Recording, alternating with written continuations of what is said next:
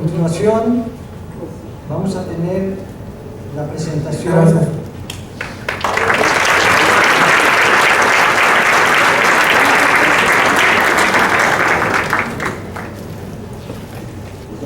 A continuación vamos a tener la presentación del doctor Raúl Berzán Reyes, expresidente de nuestra asociación, quien nos va a hablar de causas poco frecuentes de patología esofágica aguda. Gracias, doctor Mena. Buenos días. Agradezco la invitación para estar con ustedes esta mañana y mejor me apuro porque si no me va. Me pidieron que hablara yo sobre las causas poco frecuentes de estas patologías esofágicas y en realidad cuando hablamos de aquellas patologías que ameritan una atención urgente en el área del esófago, bueno, con mucho sangrado por ruptura de varices es la que predomina. Las como han visto ustedes, pues son menos frecuentes, tanto la presencia de cuerpos extraños como la quemadura por cáusticos, y a mí me pidieron que me centrara en aquellas que son todavía menos frecuentes. Y de estas destaco dos: la ruptura de esófago por diferentes causas que vamos a revisar, y el llamado esófago negro o esofagitis necrotizante. Respecto de la ruptura de esófago, hay tres causas principales.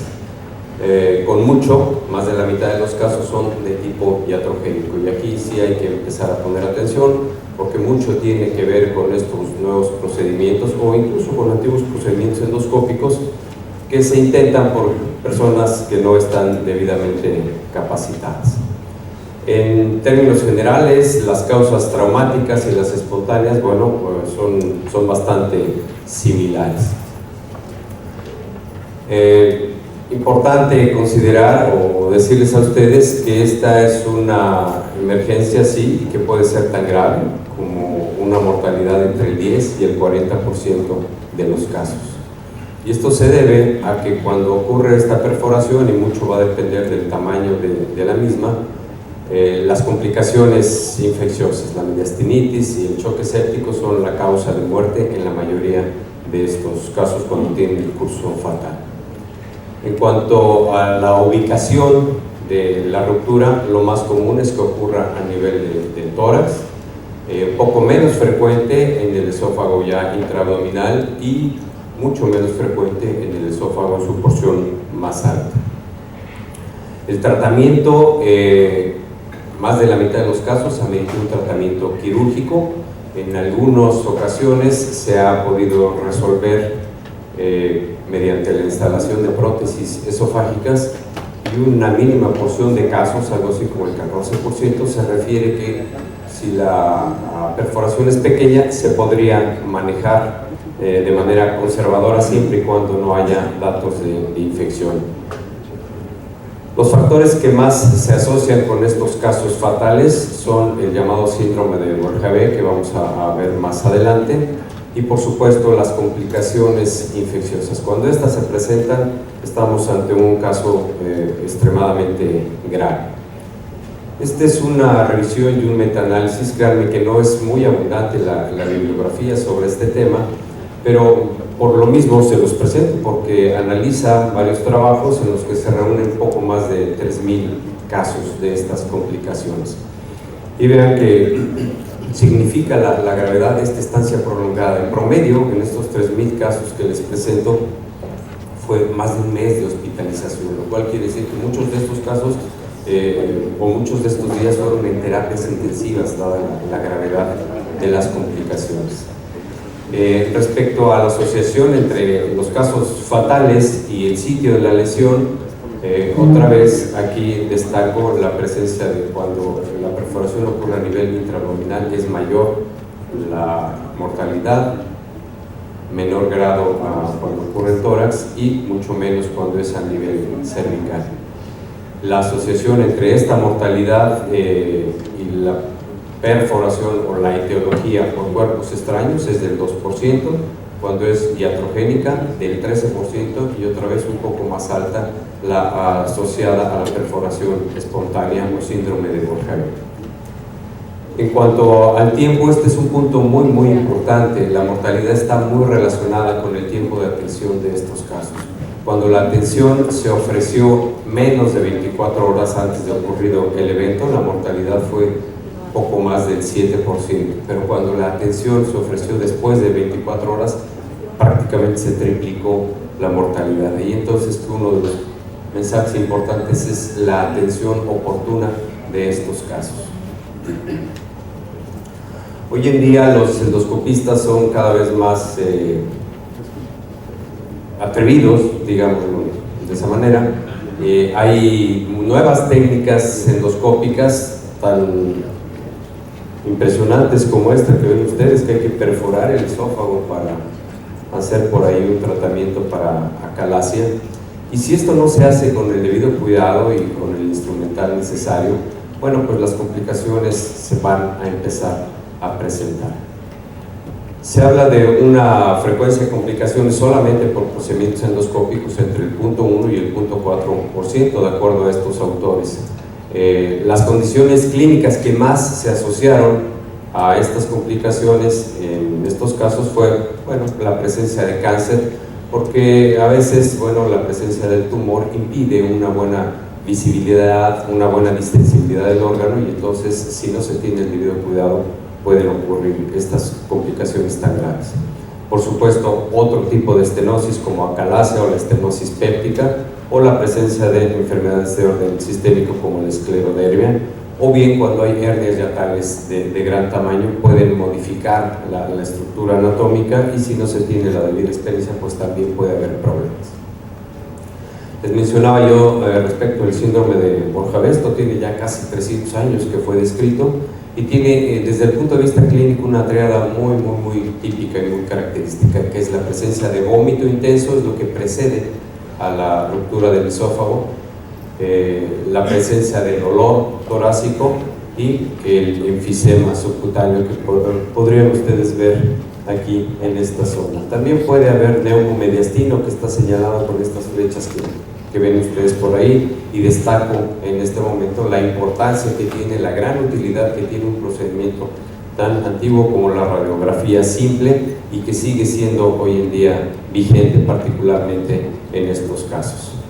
Esta perforación espontánea ocurre mucho más frecuentemente en el tercio distal, y casi siempre se relaciona con un consumo abundante de alcohol, abundante y reciente de bebidas alcohólicas. Se atribuye esta lesión a un aumento súbito e intenso de la presión intraesofágica derivado de los esfuerzos repetidos por vomitar de estos sujetos. Entre las complicaciones más frecuentes, otra vez, está la mediastinitis, la sepsis, y la muerte puede ocurrir hasta en un 40% de los casos. Otra de las causas frecuentes de perforación son los traumatismos, que podrían ser de dos tipos: de tipo contuso, accidentes automovilísticos, por ejemplo, o lacerantes, como este caso, donde hay una perforación del esófago por un proyectil de arma de fuego. La incidencia, bueno, es tan baja como de 0.95 por millón. 75% de estos casos son precisamente debidos a armas de fuego, y bueno, geográficamente también en nuestro país hay algunas zonas donde esto es todavía mucho más común. Considerar este tipo de lesión cuando hay golpes contusos en accidentes automovilísticos. Y aquí ciertamente, más allá del antecedente del traumatismo, la presencia o la observación de datos clínicos no es tan frecuente. Podrían ustedes encontrar en algunos casos enfisema y, si acaso, disfagia, pero no es muy abundante en cuanto a datos clínicos. Lo más relevante en estos casos será el antecedente del traumatismo. Y la mortalidad es variable según diferentes autores. Esta podría oscilar entre un 7 y un 19% de los casos. Respecto al diagnóstico, es muy importante destacar: investiguen ustedes antecedentes. ¿Hubo algún traumatismo reciente? ¿Qué tipo de traumatismo fue el que se presentó? Si el sujeto fue sometido a un procedimiento endoscópico que pudo haber sido solamente diagnóstico, no necesariamente terapéutico, si el paciente recientemente ha consumido abundantes bebidas alcohólicas y si éstas le han provocado vómito. En cuanto a la exploración física, la presencia de disnea es importante. Enfisema subcutáneo se tiene que investigar siempre la presencia de neumotórax y o derrame pleural, y por supuesto la presencia de dolor son orientadores.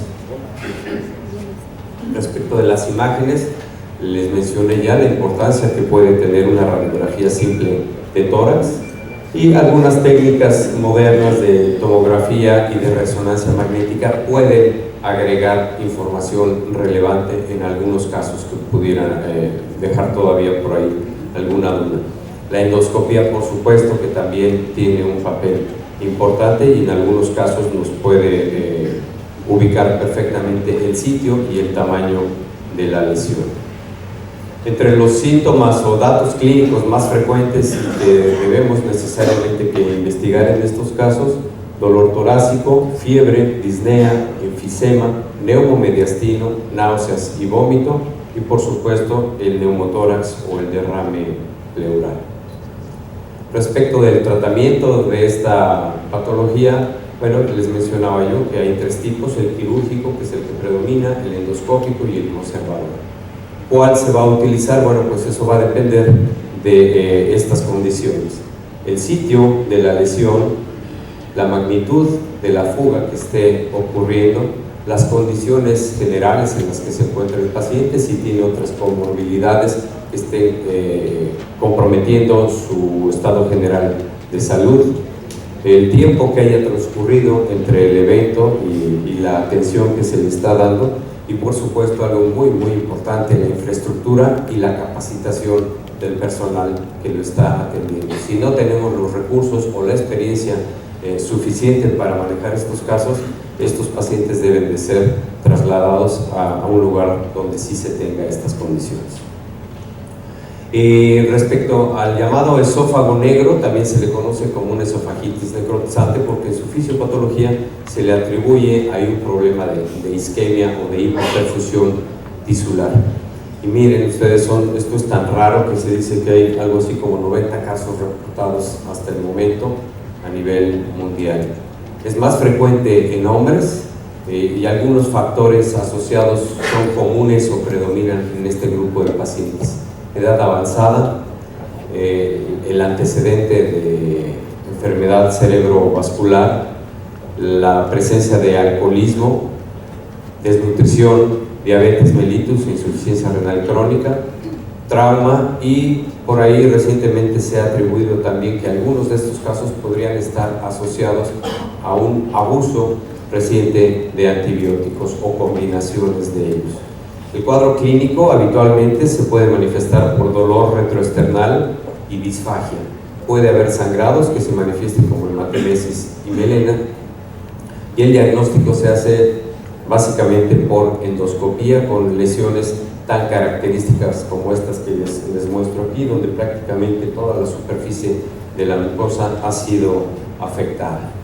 Se recomienda para el tratamiento inmediato, pues por supuesto, el ayuno, medidas generales, el paciente debe ser hospitalizado, los inhibidores de bomba de protones e incluso el sucralfato se han utilizado y son ampliamente recomendados para estos casos.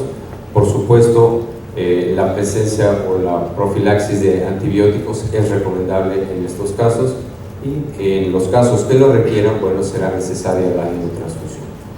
Las complicaciones pueden ser de dos tipos: agudas y a largo plazo. Las agudas son básicamente la perforación, que puede ocurrir en un 7% de los casos, y a largo plazo, dada este tipo de lesiones que observan ustedes, hay que prever la posibilidad de que se desarrolle una estenosis.